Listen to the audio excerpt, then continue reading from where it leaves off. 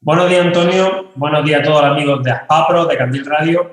Hoy estamos en Encuentros con Aspapro entrevistando a María Belén Gutiérrez Bermejo, profesora del Departamento de Psicología Evolutiva y de Educación de la UNED, directora del Servicio de Protección para Personas con Discapacidad, Protedis, y miembro activo del Grupo de Investigación del Instituto de Integración en la Comunidad INICO.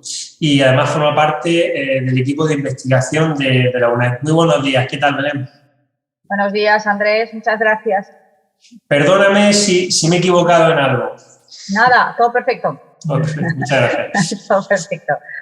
Bueno, pues recientemente Plena Inclusión y Protedis han editado y publicado en lectura fácil el protocolo de actuación ante posibles casos de malos tratos. Las autoras han sido Alana Calvacante Calvallo y Belén Gutiérrez Bermejo, que es nuestra entrevistada de hoy. Además, han participado Rosa Pérez Gil, que ha coordinado un amplio equipo de trabajo formado por representantes de diferentes federaciones de Plena Inclusión. Y además es justo decir que ha sido financiado por la Fundación 11. Es un protocolo que es de obligado cumplimiento y de obligada lectura para todas las personas que queremos proteger a las personas con discapacidad intelectual. Y además es perfectamente accesible a través de la página web de Plena Inclusión y seguramente también de Protedis. Y podemos descargarlo, leerlo, imprimirlo, colgarlo en algún lugar muy visible de nuestro centro de trabajo, de nuestra casa o de donde podamos. Primera pregunta, Belén. ¿Dónde está la frontera entre un trato incorrecto y un maltrato a las personas con discapacidad intelectual? Vamos a ver, Andrés, empezamos fuerte. Quiero decir, justo esa pregunta es bastante difícil de responder porque nosotros hemos definido el maltrato como cualquier acción u omisión que tiene como resultado el daño en la persona con discapacidad, ¿no? Eso significa que el maltrato no tiene por qué ser activo, no tiene por qué ser una acción, no tiene por qué ser intencional. Una omisión, el no hacer, también se considera maltrato, ¿no? Entonces, ahí yo creo que está un poco la respuesta a lo que me estás preguntando. Otra cosa es el aspecto legal, ¿no? Otra cosa es desde nuestro Código Penal, ¿no? Lo que se considera o no se considera como un maltrato. Es decir, lo que está penado, ¿no? Lo que constituye delito y lo que no constituye delito. En el protocolo de actuación y en todo el plan de actuación y prevención ante el maltrato en los centros de atención a personas con discapacidad que hemos desarrollado desde Protedis, la concepción es amplia, ¿no? No nos interesa solo lo que está penado por la ley, ¿no? Sino también cualquier acción que pueda denominarse maltrato desde esa definición que hemos dado, que no es nuestra, que por cierto es de la Universidad de Deusto, es de todo el grupo de ética de la Universidad de Deusto, ¿no? Y con esa definición pues entra a ver conceptos como puede ser, imagínate, infantilizar a una persona con discapacidad. Infantilizar no está penado, ¿no? Sin embargo, sí constituye una forma de maltrato y se debe intervenir sobre ello, ¿sí? Así a grandes rasgos para ir calentando motores. No sé si es suficiente la respuesta, Andrés, o si quieres que vayamos matizando algo más a lo largo de la entrevista. A lo largo de la entrevista iremos diciendo un poquito más. Bueno, para ponderar la importancia de la protección de las personas con discapacidad intelectual frente a cualquier maltrato o abuso, ¿cuáles son, y te lo digo sobre todo como psicóloga, cuáles son los efectos de esos malos tratos en la vida de las personas con discapacidad intelectual? Vamos a ver, pues los efectos son enormes. Primero, se considera que es un grupo, hay que diferenciar entre lo que se llaman víctimas de riesgo y víctimas vulnerables, ¿vale? Víctima de riesgo significa que como grupo poblacional es más probable que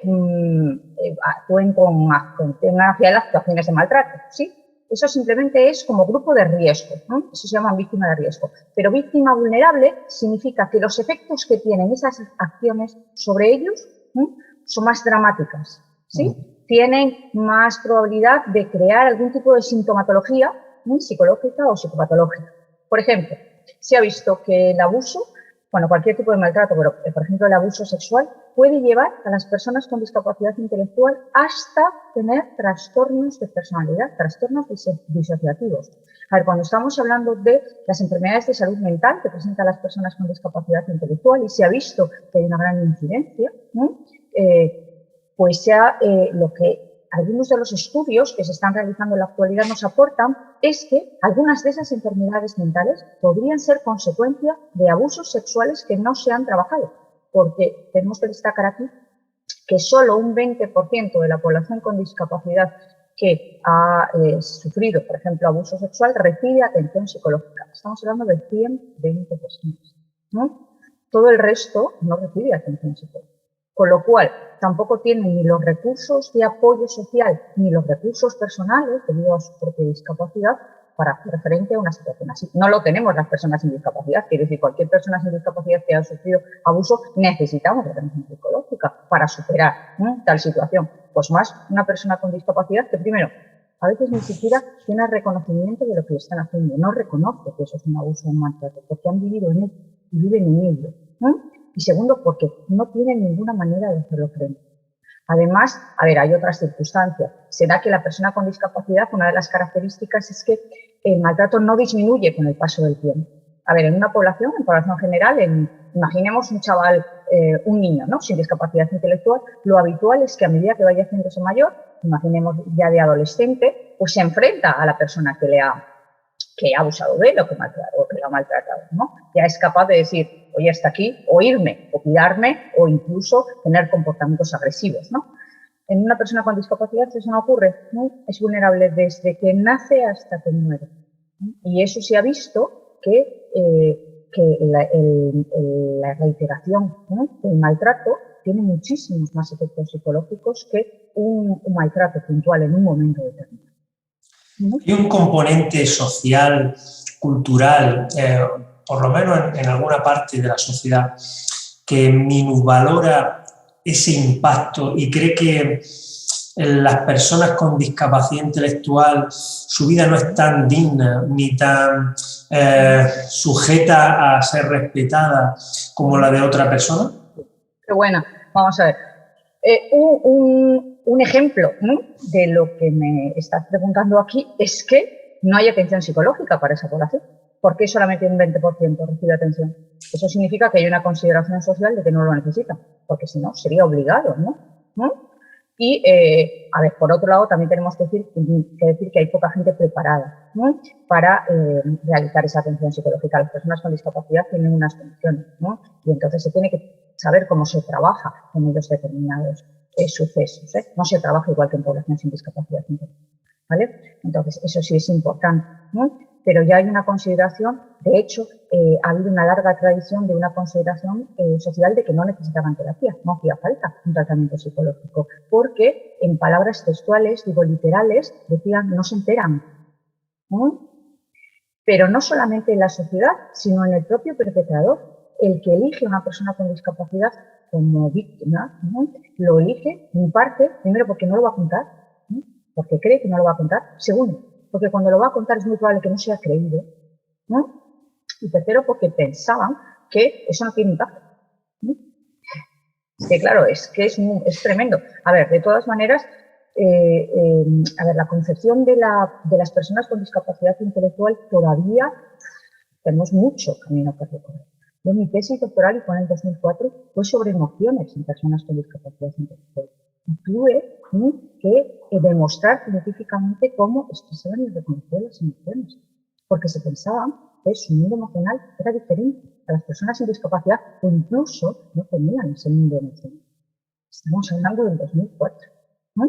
Tampoco hemos evolucionado mucho más, ¿no?, en el conocimiento de determinados aspectos. Sí es verdad que hay una concepción social diferente, muy diferente, ¿no? Hay mucho campo que se ha avanzado, pero también queda mucho por avanzar.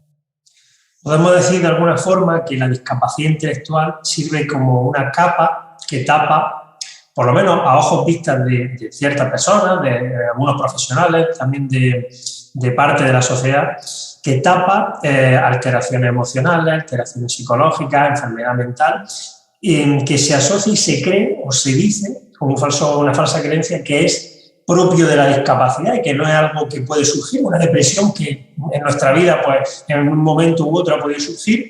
En la discapacidad intelectual se cree que forma parte de esa discapacidad y se normaliza. Efectivamente, eso se llama eclipse diagnóstico. El término eclipse diagnóstico se considera justo como lo has descrito, ¿no? La discapacidad intelectual eclipsa la posibilidad de otros diagnósticos, ¿sí? A partir de eso ya se vio, a partir del 2012, creo que fue, hay personas relevantes en nuestro país que formularon la importancia de hacer un diagnóstico dual. El diagnóstico dual es el que dice, bien, la persona puede tener discapacidad intelectual, pero además de tener discapacidad intelectual puede tener depresión, puede tener esquizofrenia, puede tener ansiedad, etcétera. Son dos diagnósticos diferentes que tienen que ser evaluados de manera diferente y se debe intervenir sobre ellos de forma diferente. Eso es el diagnóstico dual. Y el diagnóstico dual es relativamente reciente. Vamos a seguir ponderando el problema que tenemos delante nuestra. Hay quien puede pensar que el maltrato a personas con discapacidad intelectual es algo anecdótico o infrecuente, algo que no sucede o solamente minoritariamente en nuestra sociedad. De las 268.000 personas con discapacidad intelectual reconocida que hay en España, que seguramente sean más, porque habrá una masa también de personas no reconocidas por desconocimiento o por falta de terminar los trámites, de todas esas personas, ¿cuántas creen que han recibido en su vida malos tratos de alguna u otra forma? Vamos a ver, las investigaciones en España sobre temas de maltrato en discapacidad intelectual hay muy poquitas. De hecho, hay una investigación que fue nuestra del equipo que lideró Miguel Ángel Verdugo en el año 95, en la que empecé, de hecho mi andadura empieza ahí, en el tema de maltrato y discapacidad intelectual, y en esa investigación nosotros obtuvimos que como 4 veces más que la población sin discapacidad intelectual. Esa era más o menos las cifras que manejábamos.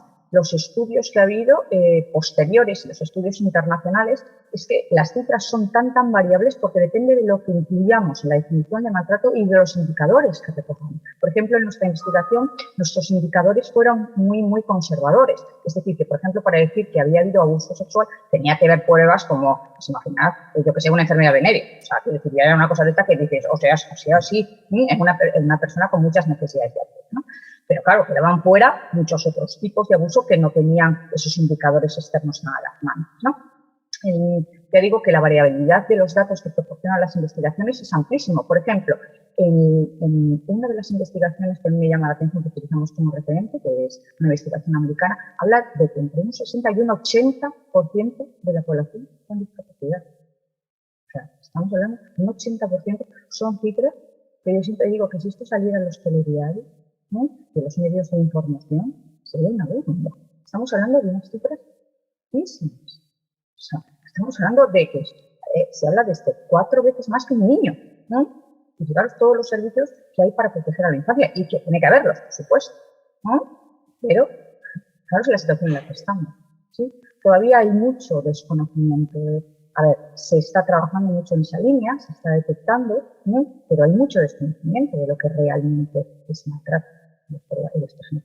Y además es que ellos mismos desconocen, ¿no?, lo que es el abuso y el maltrato, porque, claro, están acostumbrados a vivir en ello. Esto es muy difícil, sí.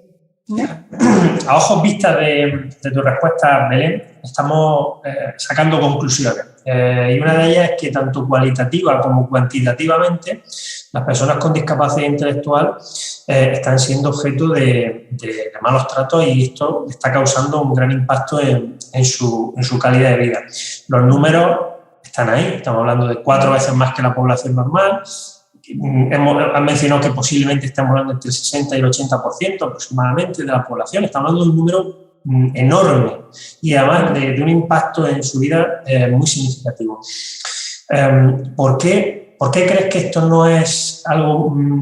¿Por qué no está abriendo titulares de periódicos? ¿Por qué no está más en los debates, no solamente en ámbito político de las administraciones, sino incluso de las propias entidades? ¿Por qué esto no está más en actualidad de lo que está? Yo eso lo he planteado muchas veces. Primero porque yo creo que sería, es que, claro, decir eso son palabras mayores, ¿no? Es como, ¿qué están haciendo? ¿Qué estamos haciendo? ¿No? Si esto de repente se dice es, pero Dios mío bendito, vamos a ver cómo nos están poniendo los medios, ¿no?, para que esto no ocurra. Por ejemplo, yo cuando estoy trabajando con las entidades y con los centros, de repente hay un momento en que hacen como un insight, ¿no? Los centros, los profesionales, y dicen, pero ¿cómo no hemos trabajado esto antes? ¿Sí? Hay un momento en que de repente se hace la luz.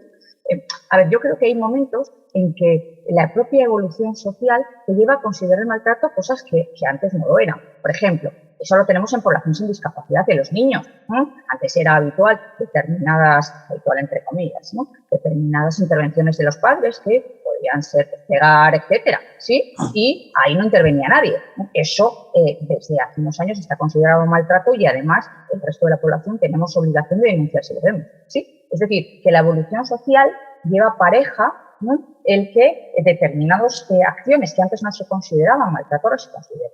Eso lo tenemos también en la discapacidad intelectual. En la discapacidad intelectual yo creo que uno de los hitos más claros ha sido la promulgación de los derechos, ¿no? En el 2006. A ver, todo lo que sea no cumplir los derechos significa que es maltrato, ¿sí?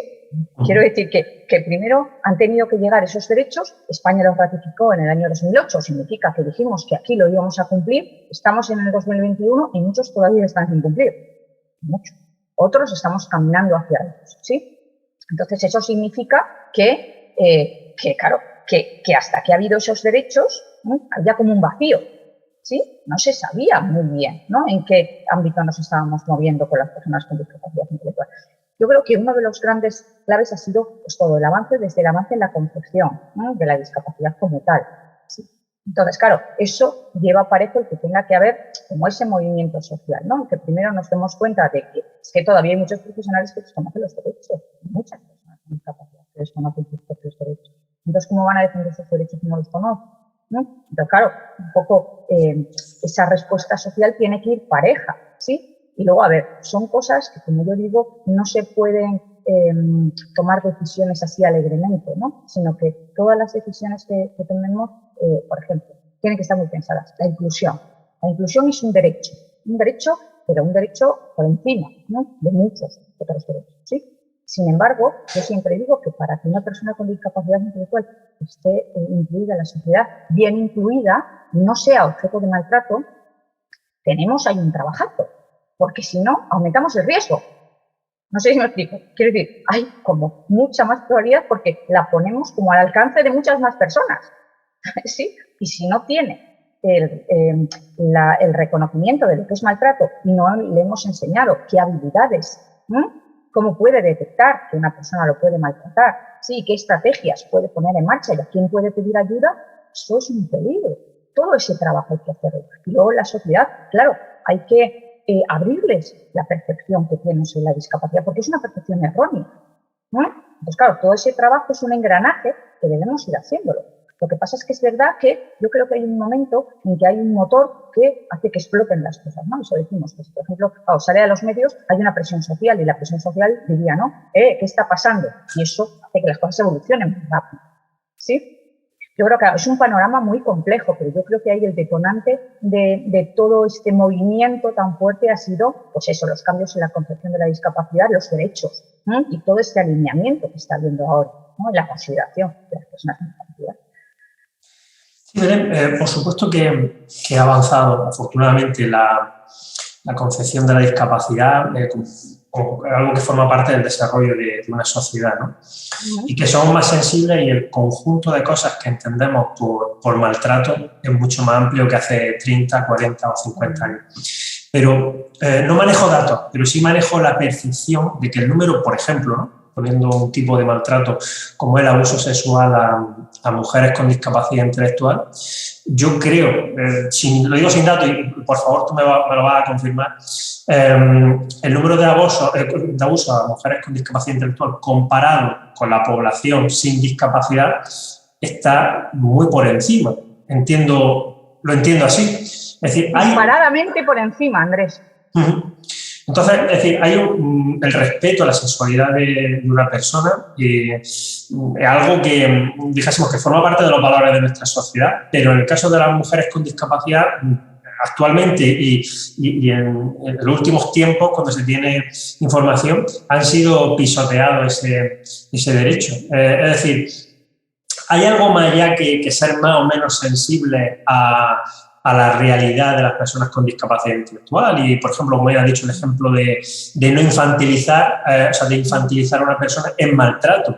Pero hay algunos derechos como muy fundamentales, como muy lógicos, como muy fáciles de entender para todo el mundo, que se han estado pisoteando y de alguna forma se siguen pisoteando, ¿no? A ver, aquí es que has tocado todos los palos, ¿no? Quiero decir, si ya juntamos mujer, juntamos discapacidad intelectual y juntamos sexualidad, ya estamos, vamos, es justo la combinación, ¿no? Es como la triple vulnerabilidad, ¿sí? Pero quiero puntualizar varias cosas. Primero, el abuso sexual se da a mujeres con discapacidad y a hombres con discapacidad, hacia hombres con discapacidad intelectual, ¿sí? Ahí las cifras, cuidadito, porque en hombres estamos viendo que hay también mucho abuso, ¿sí? Eso por un lado, pero es verdad que las mujeres tienen otras condiciones, además, otros factores que aumentan su vulnerabilidad, sí, pero, por ejemplo, la discapacidad intelectual está en ambos, y tener discapacidad intelectual sí es un factor de riesgo. ¿Por qué? Porque las personas con discapacidad intelectual tienen determinadas características, como que son, por ejemplo, la ingenuidad, son fácilmente manipulables, están educados en la obediencia, ¿sí? Dependen de otros para su bienestar, que hacen que esas condiciones pues, sea más fácil que se puedan producir esas situaciones. ¿Vale? Si ya tocamos el tema de la sexualidad, la hemos armado. ¿Por qué? Porque primero, la sexualidad es un tema tabú en general. Esto lo estamos viendo hasta los colegios, en colegios de personas sin discapacidad. Estamos hablando que cuando se habla del tema de sexualidad, ¿qué se aborda? Si siempre la educación sexual ha estado centrada en dos parámetros fundamentales que son, iba a decir, es que son niñas, el uso del preservativo y la transmisión de las enfermedades las enfermedades de transmisión sexual, centrar la sexualidad en eso, vamos, es un reduccionismo total y absoluto, ¿sí? Ya el tema de la sexualidad es un tabú, en la población en general. Pero claro, ya la sexualidad en personas con discapacidad intelectual, eso vamos con mucho, mucho retraso, con muchísimo. Se están haciendo avances, sí, pero todavía en los centros es en lo que estamos trabajando ahora mismo, sí. Para prevenir el abuso sexual tienen que, primero, trabajarnos mucho con los profesionales el tema de sexualidad y que ellos se sientan cómodos trabajándolo con los usuarios. Pero claro, para yo enseñárselo a un usuario, primero me tengo que sentir yo cómodo con ello. ¿Y cómo me puedo sentir cómodo si a veces tengo un desconocimiento total y absoluto de muchas cosas? ¿Sí? Entonces, se necesita la formación de los profesionales y luego, claro, la formación en sexualidad con los usuarios. ¿Por qué? Porque, claro, es que desconocen muchísimos aspectos de la sexualidad. Si yo os dijera aquí ejemplos de cosas, o sea, es alarmante, ¿no? Por ejemplo, yo en una entrevista en escenarios que hacemos a personas con discapacidad, pues hay muchos hombres que piensan que la menstruación es una enfermedad que tienen las mujeres, ¿no? O sea, cosas básicas. Estamos hablando, claro, ¿cómo no van a ser vulnerables a temas de abuso sexual si tienen ese desconocimiento? Ese desconocimiento se tiene que sufrir. Primero, aunque la sexualidad se trabaje en los centros de forma normalizada, ¿no? Como cualquier otro tema, ¿no? Pero como cualquier otro tema prioritario, ¿sí? Y para eso tiene que haber formación de los profesionales, ¿no? Esa formación en aspectos básicos, desde una concepción actual, plural y, a ver, yo siempre digo que, por ejemplo, estoy trabajando mucho en temas de sexualidad y además yo trabajo con víctimas y con agresores con discapacidad intelectual, ¿vale? Con los dos tipos porque hay veces que personas con discapacidad intelectual, hombres que han sido víctimas, ¿no?, de abusos sexuales, pueden convertirse en agresores, ¿no?, de otras personas, pero por unas condiciones diferentes a un agresor sexual con discapacidad intelectual. A veces incluye modelado, incluye muchas cosas, ¿vale?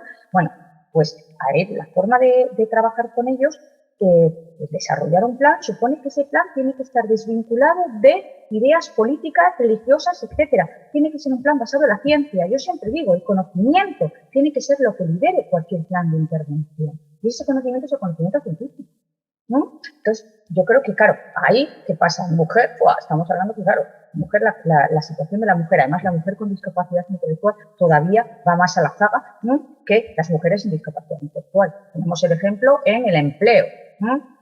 Si ya hay pocas personas con discapacidad intelectual que tengan un empleo, ¿no?, todavía hay menos mujeres que hombres con discapacidad intelectual, ¿sí? O sea, que vamos a la zaga muchas cosas. Luego la concepción todavía de la mujer que es con discapacidad, la que muchas veces sigue con las ideas machistas todavía muy arraigadas y en su seno familiar. Y después la sexualidad, que como ese tema ni lo toquéis. Todavía me acuerdo que cuando empezamos a trabajar con ese tema es a ver qué le vais a enseñar a los niños. Digo, los niños, estamos hablando de personas de 40 años. Además, cuando un concepto fundamental es que el desarrollo sexual de una persona con discapacidad intelectual es similar al de una persona sin discapacidad. Es decir, la discapacidad intelectual no afecta al desarrollo sexual.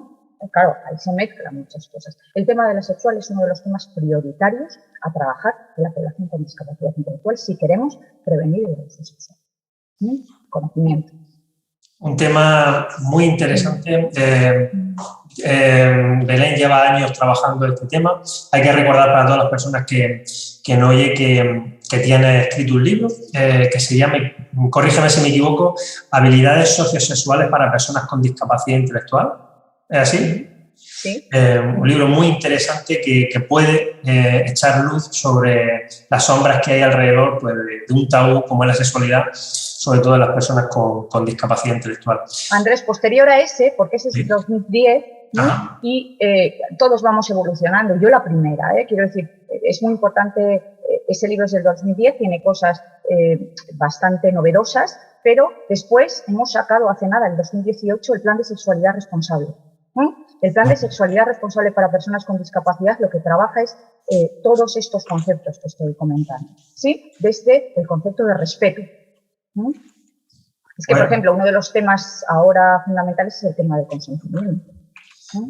Belén, yo me lo estoy apuntando. Sí. Ahora mismo para es que estoy bombardeando con mucha información, Andrés. Es que...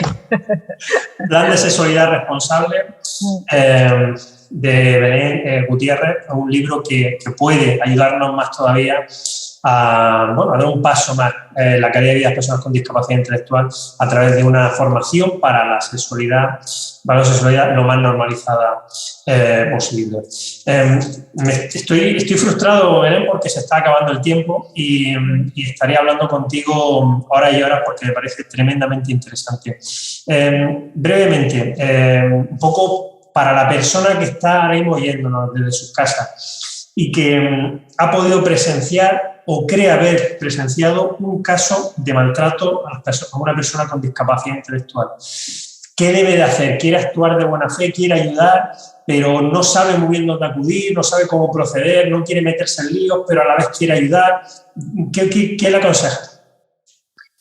Depende. Vamos a ver, es que justo esa pregunta es, para ser la última, Andrés, me vas a dejar ahí con la palabra en la boca.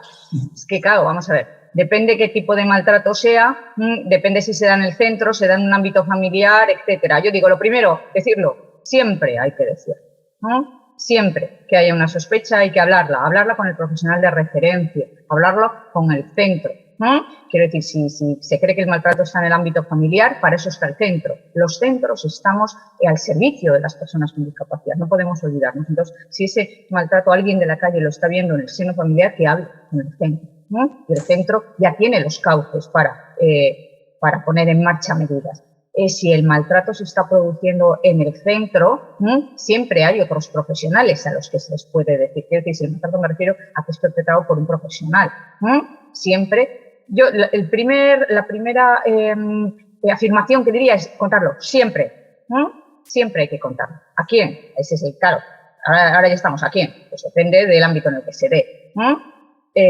Pero eso es fundamental. El que alguien sospeche no significa que tenga que aportar pruebas, ¿no? Simplemente está manifestando que cree que se está produciendo una situación. Quien debe investigarlo no es esa persona, es la policía, para eso está, ¿no? Yo solamente voy a informar de algo que me está llamando la atención y que considero que puede ser inadecuado. Nada más. Es que a veces nos echamos como de pesada presión sobre nosotros mismos. Es que tengo que aportar pruebas. Digo, ¿pero qué tienes tú para aportar pruebas? ¿Por qué?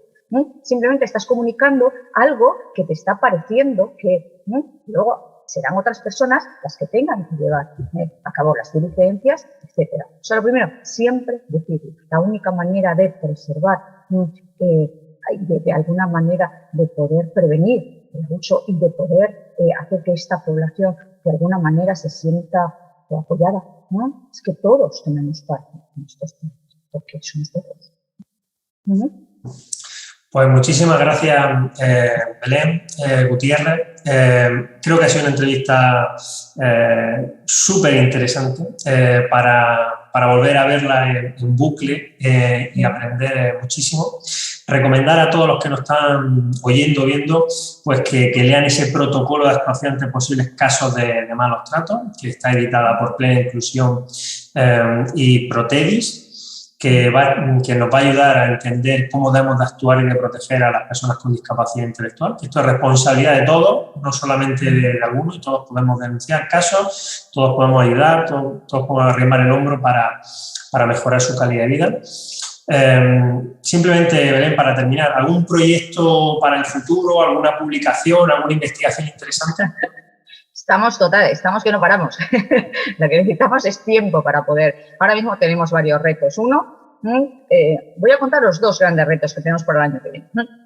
Uno es meternos con el tema que he apuntado ahora, que es el consentimiento sexual de una persona con discapacidad y la capacidad de consentimiento. Eso está en boga ahora en personas sin discapacidad intelectual también, pues imaginaros en discapacidad intelectual. Ahí tenemos mucho para trabajar, cómo poder evaluar su capacidad de consentimiento, si la tiene o no, cómo podemos valorar si la persona está consintiendo o no está consintiendo, etcétera. Porque, claro, abusos que no sabemos si realmente son abusos o la persona ha consentido. Entonces, la capacidad de consentimiento es un tema en el que estamos trabajando y cómo poder evaluarlo, etcétera. Eso daría además muchas herramientas para los juzgados, abogados, etcétera. Entonces, la persona ha consentido o no ha consentido, ¿tiene capacidad o no tiene capacidad? Y también para los centros, si las relaciones están permitidas. Ese es uno de los grandes retos. Y luego el otro, estamos trabajando para que en los propios centros, a personas que han sufrido abuso sexual, por ejemplo, en el propio centro tengan como un pequeño programa terapéutico de intervención con las víctimas. Y lo puede llevar a cabo el equipo técnico del centro. Es decir, que no tengan que desplazarlos a unidades especializadas, a no ser que ese caso, por su envergadura, por lo que sea, no pueda ser trabajado por el equipo técnico del centro. Pero es decir, que el equipo del centro tenga herramientas para trabajar psicológicamente determinados tipos de maltrato que se producen en esta población. Porque eso será más fácil, facilitará mucho. Estamos en esos dos, ahora mismo, en esos dos grandes retos. Fantásticos retos, los cuales nosotros, PAPRO, os manifiesta ánimo, os apoya y que ojalá que pronto pues veamos los resultados de esos estudios, de esas investigaciones, de esos proyectos. Belén, esta es tu casa, PAPRO, Candil Radio, cuando quieras y ojalá sea pronto, estaremos juntos. Un abrazo. Muchas gracias, Andrés, y sobre todo muchas gracias por vuestra sensibilidad en esto.